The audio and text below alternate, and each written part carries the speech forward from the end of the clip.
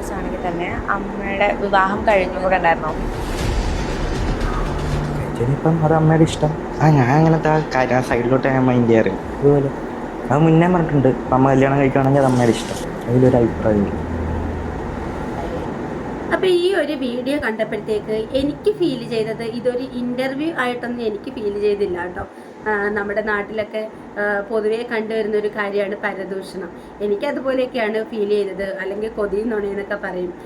മറ്റുള്ളവരുടെ അടുക്കളയിലല്ല മറ്റുള്ളവരുടെ വീട്ടിലെ കാര്യങ്ങൾ ചെകഞ്ഞെടുക്കാനായിട്ട് ചിലർക്ക് ഭയങ്കര ടെൻഡൻസിയാണ്. അപ്പം അങ്ങനെ ഒരു ഇതാണ് എനിക്കിത് കണ്ടപ്പോഴത്തേക്ക് തോന്നിയത്.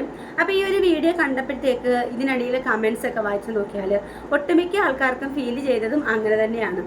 അപ്പോൾ നമുക്കറിയാം, കൊല്ലം സുധിയെ നമ്മൾ മലയാളികളൊക്കെ ഒരുപാട് ഇഷ്ടപ്പെടുന്ന ഒരു ആർട്ടിസ്റ്റായിരുന്നു കൊല്ലം സുധി. കൊല്ലം സുധിയുടെ മരണശേഷം കൊല്ലം സുധിയെ സംബന്ധിച്ച് ഇപ്പം രേണു സുധിയുടെ ആണെങ്കിലും കിച്ചുവിൻ്റെ ആണെങ്കിലും അങ്ങനെ എല്ലാവരുടെയും വീഡിയോസൊക്കെ വന്നു കഴിഞ്ഞാൽ നമ്മൾ എടുത്ത് കാണാറുണ്ട്. ഭയങ്കര റീച്ച് കിട്ടുന്ന ഒരു സംഭവമാണ്. ഇപ്പം രേണു സുധിയുടെ കുറച്ച് വീഡിയോസും കാര്യങ്ങളും ഒക്കെ ഇപ്പം ആൽബം അങ്ങനെയൊക്കെ ചെയ്യുന്നത് കൊണ്ട് ഒരുപാട് സൈബർ അറ്റാക്ക് നേരിടുന്ന ഒരു വ്യക്തിയാണ് ഇപ്പം രേണു സുധി. അപ്പോൾ ഒരു ഇൻ്റർവ്യൂ എന്നൊക്കെ പറയുമ്പോഴത്തേക്ക് കുറച്ച് നിലവാരമുള്ള കാര്യങ്ങളായിരിക്കും, നല്ല നിലവാരമുള്ള ക്വസ്റ്റ്യങ്ങളൊക്കെ ആയിരിക്കും ചോദിക്കേണ്ടത്.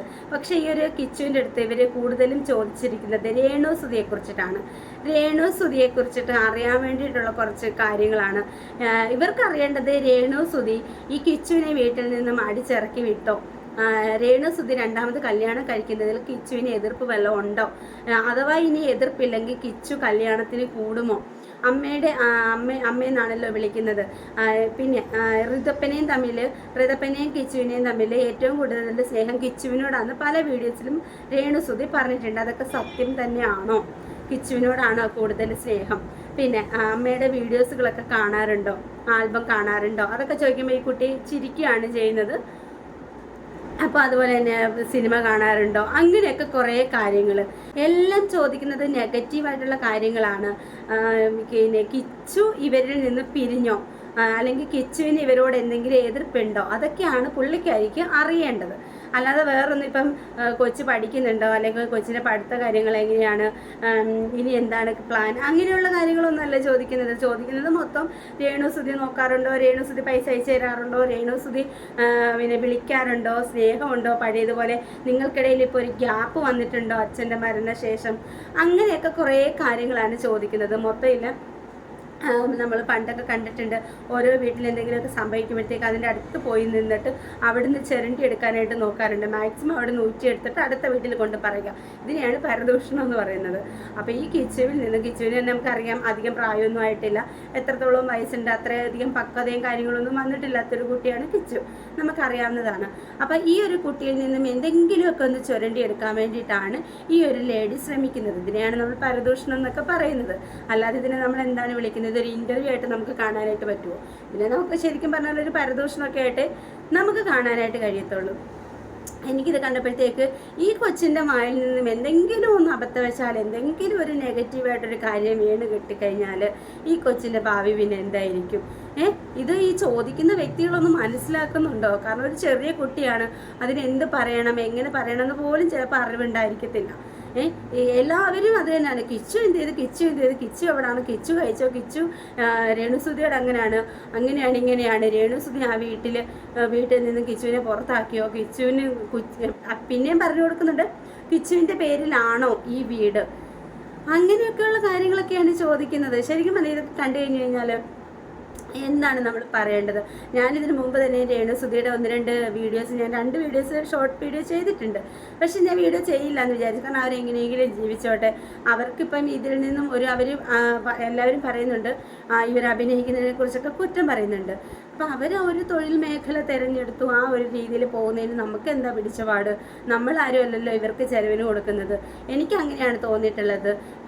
പിന്നെ അതുപോലെ തന്നെ സ്റ്റാർ മാജിക്കുകാർ ഇതിന് ജോലി വാങ്ങിച്ചു കൊടുത്തു. അതൊക്കെ അവരുടെ ഇഷ്ടമല്ലേ? എന്ത് ജോലി ചെയ്യണം, എങ്ങനെ ജീവിക്കണം എന്നൊക്കെ ഉള്ളത് അവരുടെ ഇഷ്ടമാണ്. കൂടുതലും ഈ നെഗറ്റീവ്സ് വന്നതുകൊണ്ടാണ് രേണു സുധിക്ക് ഇത്രയധികം റീച്ച് കിട്ടുന്നതും ഇത്രയധികം ഓഫർ കിട്ടുന്നതും. കാരണം ഒരുപാട് ഓഫറുകളാണ് അവരെ തേടിയെത്തുന്നത്. കാരണം അവർക്കറിയാം രേണു സുധി ഇനി എന്തൊരു കാര്യം ചെയ്താലും വെറുതെ ഒന്ന് നിൽക്കുന്ന ഒരു വീഡിയോ വെറുതെ ഒന്ന് നിന്നാൽ മതി, ആ വീഡിയോ തന്നെ നന്നായിട്ട് വൈറലാകുമെന്ന് ഈ ആളുകൾക്കൊക്കെ അറിയാം. അത്രയധികം അവർക്ക് അവസരങ്ങൾ കിട്ടത്തേ ഉള്ളൂ. ചില കാര്യങ്ങൾ ഇപ്പം നമ്മൾ സിനിമയിലൊക്കെ ആണെങ്കിൽ തന്നെ എത്ര പേര് ഏത് രീതിയിൽ അഭിനയിക്കുന്നു. ഹണി റോസ്, അതുപോലെ തന്നെ ഭാവന, മഞ്ജു വാര്യർ, കാവ്യ മാധവൻ, നവ്യ നായർ, ഇവരെല്ലാവരും അഭിനയിക്കുന്നില്ല. ഇവരെല്ലാവരും സിനിമയിൽ ഇൻറ്റിമസി ആയിട്ടുള്ള സീൻസ് ചെയ്തിട്ടുണ്ട്. അതിനെയൊന്നും ആരും തെറ്റായിട്ട് പറയുന്നില്ല. എത്ര സിനിമകളിൽ നമ്മളിപ്പോൾ കാണുന്ന ഏത് സിനിമയിലാണെങ്കിൽ പോലും ഇൻറ്റിമസി ആയിട്ടുള്ള സീൻസുകളുണ്ട്. കാവ്യ മാധവൻ ദിലീപുമായിട്ടുള്ള സീൻസില്ലേ, അതുപോലെ തന്നെ എല്ലാം ഏത് സിനിമ എടുത്ത് നോക്കിയാലും അതിനകത്ത് ഇൻറ്റിമസി ആയിട്ടുള്ള സീൻസ് ഉണ്ട്. അത് അവരുടെ ജോലിയുടെ ഭാഗമാണെന്ന് കണ്ടാൽ തീരാവുന്ന പ്രശ്നമേ ഉള്ളൂ. പിന്നെ ഏറ്റവും കൂടുതൽ മലയാളികൾ ഈ പറയുന്നത് സുധി അത്രയേറെ ഇഷ്ടപ്പെട്ടത് കൊണ്ടായിരിക്കാം. സുധി അങ്ങനെ ആവാൻ പാടില്ല, വീട്ടിലിരിക്കണം എന്നൊക്കെ പറയുന്നത് അതുകൊണ്ടായിരിക്കാം. ഓരോരുത്തർക്കും ഓരോ അഭിപ്രായമില്ലേ. ഇപ്പം എനിക്ക് എൻ്റേതായിട്ടത് എന്നോട് ഇപ്പോൾ ആൾക്കാർ ചോദിച്ചു കഴിഞ്ഞാൽ ഞാൻ പറയുന്നത് അവരെങ്ങനെയെങ്കിലും ജീവിക്കട്ടെ.